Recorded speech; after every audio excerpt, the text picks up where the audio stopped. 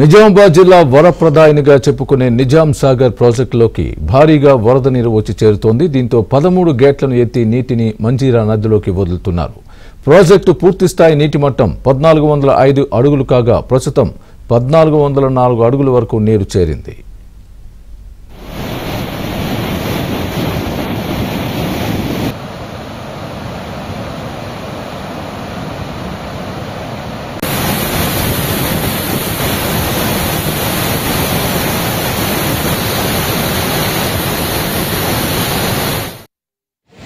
వారం రోజులుగా కురుస్తున్న వర్షాలతోటి మనకు నిజాం సాగర్కి ఇన్ఫ్లోస్ చాలా పెరిగాయి.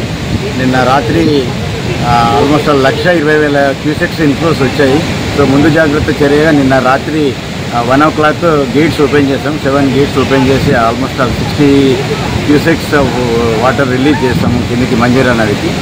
మళ్ళీ ఇంకా ఫ్లో పెరుగుతుందని అబ్జర్వ్ చేసి తర్వాత విఆర్ నెంబర్ 4లో కూడా ఒక 4 గేట్స్ ఓపెన్ చేసి ఇంకొక 20 క్యూసెక్స్ వాటర్ రిలీజ్ చేస్తున్నాం. ఇప్పుడు మనకు ఆల్మోస్ట్ 1405 లెవెల్కి గాను 1404 లెవెల్ వచ్చింది. ఒక ఫీట్ తక్కువ పెట్టుకుంటున్నాం కుషన్ గురించి పెట్టుకొని వచ్చిన ఎంత వాటర్ వస్తుంటే అంత వాటర్ మ్యాచ్ చేసుకుంటూ రిలీజ్ చేస్తాం.